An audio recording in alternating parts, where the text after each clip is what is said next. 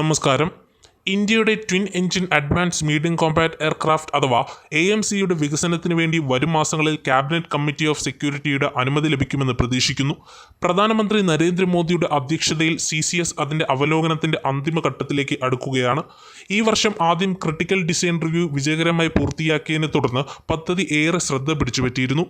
എയർക്രാഫ്റ്റിൻ്റെ സിസ്റ്റത്തിന് ആവശ്യമായ പ്രകടനം നിലവാരം പുലർത്തുന്നുവെന്ന് CDR ഉറപ്പാക്കുകയും ഇത് ഫാബ്രിക്കേഷൻ, ഡെമോൺസ്ട്രേഷൻ, ടെസ്റ്റിംഗ് ഘട്ടങ്ങളിലേക്ക് പുരോഗമിക്കുവാൻ അനുവദിക്കുകയുമാണ്. CCS പ്രക്രിയ സെപ്റ്റംബറിൽ അല്ലെങ്കിൽ ഒക്ടോബറിൽ അവസാനിച്ചേക്കുമെന്ന് ഉന്നത ഉദ്യോഗസ്ഥർ സൂചിപ്പിക്കുന്നുണ്ട്. അംഗീകാരത്തെ തുടർന്ന് AMCയുടെ പ്രോട്ടോടൈപ്പ് റോൾ-ഔട്ട് 2026 മധ്യത്തിൽ ഷെഡ്യൂൾ ചെയ്തിരിക്കുകയാണ്. ആദ്യ വിമാനം 2027 അവസാനത്തോടെ പ്ലാൻ ചെയ്യും. വിമാനത്തിൻ്റെ വികസനവും പരീക്ഷണങ്ങളും സുഗമമാക്കുന്നതിന് 4 പ്രോട്ടോടൈപ്പുകളുടെ നിർമ്മാണത്തിനായി എയറോനോട്ടിക്കൽ ഡെവലപ്മെൻറ്റ് ഏജൻസി ഏകദേശം 15,000 കോടിയാണ് ആവശ്യപ്പെട്ടിരിക്കുന്നത്. ഈ പ്രോട്ടോടൈപ്പുകൾ വിപുലമായ വികസന പരീക്ഷണങ്ങൾക്ക് വിധേയമാക്കും. കൂടാതെ പഴയ F414 എഞ്ചിനുകൾ ഘടിപ്പിച്ച AMCയെ Mk1നെ മാറ്റി 2023 അവസാനത്തോടെ പൂർണ്ണ തോതിലുള്ള ഉൽപ്പാദനത്തിലേക്ക് പ്രവേശിക്കുന്നതിന് മുമ്പ് 3 പ്രീ പ്രൊഡക്ഷൻ വിമാനങ്ങൾ ഉപയോഗിക്കും.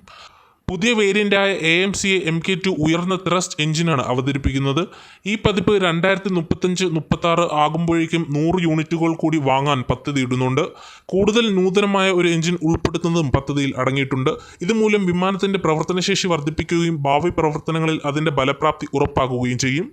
AMCയെ പദ്ധതി ഇന്ത്യയുടെ തദ്ദേശീയ പ്രതിരോധശേഷിയുടെ സുപ്രധാന മുന്നേറ്റത്തെയാണ് സൂചിപ്പിക്കുന്നത്. ഒരു twin engine advance medium combat എയർക്രാഫ്റ്റിൻ്റെ വികസനത്തിലൂടെ ഇന്ത്യ അതിൻ്റെ ആഭ്യന്തര പ്രതിരോധ വ്യവസായത്തെ ശക്തിപ്പെടുത്താനും വിദേശ ഏറ്റെടുക്കലുകളെ ആശ്രയിക്കുന്നത് കുറയ്ക്കാനും ലക്ഷ്യമിടുന്നു. വിവിധ പ്രവർത്തന ആവശ്യകതകൾ നിറവേറ്റുകയും ദേശീയ സുരക്ഷ ശക്തിപ്പെടുത്തുകയും ചെയ്യുന്ന ഇന്ത്യൻ വ്യോമസേനയുടെ ഭാവിയിൽ AMCയെ ഒരു പ്രധാന പങ്ക് വഹിക്കുമെന്ന കാര്യത്തിൽ സംശയമില്ല.